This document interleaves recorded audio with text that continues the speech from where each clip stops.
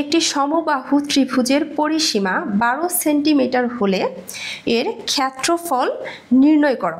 আমরা কি জানি যে সমবাহু ত্রিভুজের একটি বাহুর দৈর্ঘ্য যদি এ হয়, তারপরে এটা হলো একটা সমবাহু ত্রিভুজ। আমার চিত্রটা কিন্তু ঠিক হয়নি। সমবাহু ত্রিভুজের মনে রাখবা তিনটা বাহুর মানই কিন্তু সেম হবে। তাহলে এটা এ, এটা এ, এটা এ। তাহলে একটা বাহুর দৈর্ঘ্য যদি এ হয়, তাহলে পরিসীমা কি হবে? পরিসীমা মানে কি? তিন বাহুর যোগফল এ যোগ এ যোগ এ ইকাল টু কি হবে? 3a।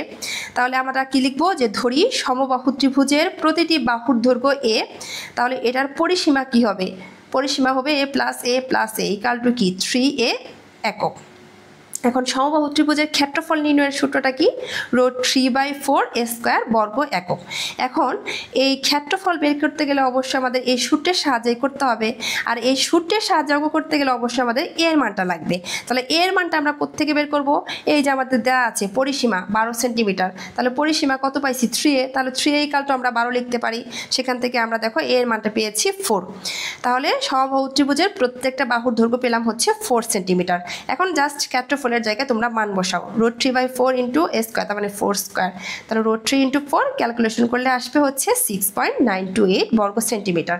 তাহলে সমবাহু ত্রিভুজটির ক্ষেত্রফল 6.928 বর্গ সেন্টিমিটার প্রায়।